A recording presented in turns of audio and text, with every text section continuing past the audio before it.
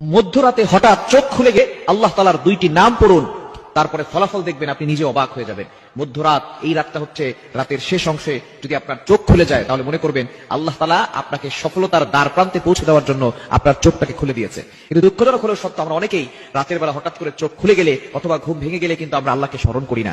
এই সময়টা হচ্ছে সবচেয়ে গুরুত্বপূর্ণ সময়। বুখারী শরীফের বর্ণনা, নবীজি সাল্লাল্লাহু আলাইহি ওয়াসাল্লাম জানিয়ে দিয়েছেন, নবীজি সাল্লাল্লাহু আলাইহি ওয়াসাল্লাম বলেন, রাতের শেষ অংশে, মধ্যরাতের পরেই রাতের শেষ অংশে যখন রাত একেবারে গভীর হয়ে যায়, এই সময়টা আল্লাহ তাআলা প্রথম আসমানে চলে আসেন এবং আল্লাহ তাআলা বান্দাদেরকে ডাকতে থাকেন, কার কি লাগবে আমি আল্লাহর কাছে চাও।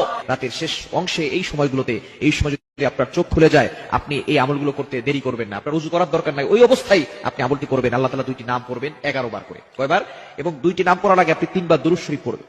দুরুদের ভিতরে সর্বশ্রেষ্ঠ দুরুদ হচ্ছে দুরুদ ইব্রাহিম। এই দুরুদটি বেশি বেশি পড়ার চেষ্টা করবেন। আল্লাহুম্মা সাল্লি আলা মুহাম্মাদ ওয়া আলা আলি মুহাম্মাদ কামা সাল্লাইতা আলা ইব্রাহিম ওয়া আলা আলি ইব্রাহিম ইন্নাকা হামিদুম মাজিদ। আল্লাহুম্মা বারিক আলা মুহাম্মাদ ওয়া আলা আলি মুহাম্মাদ কামা বারাকতা আলা ইব্রাহিম ওয়া আলা আলি ইব্রাহিম ইন্নাকা হামিদুম মাজিদ। এটা আপনি 3 বার করবেন। আর যদি এটা একটু বেশি কষ্ট হয়ে যায় তাহলে সাল্লাল্লাহু আলাইহি ওয়াসাল্লাম, সাল্লাল্লাহু আলাইহি ওয়াসাল্লাম, সাল্লাল্লাহু আলাইহি ওয়াসাল্লাম, এটা 3 বার করবেন। এরপর আল্লাহ তাআলা দুইটি গুণবাচক নাম পড়বেন।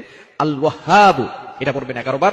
আর হচ্ছে ইয়া ফাত্তাহু, এটা পড়বেন 11 বার। এই দুইটি নাম পড়ে আপনি আল্লাহর কাছে দোয়া করবেন, দেখবেন আল্লাহ তাআলা আপনার সকল চাওয়া পাওয়াগুলো কবুল করবেন, আপনার নেক আশাগুলো আল্লাহ তাআলা কবুল করবেন।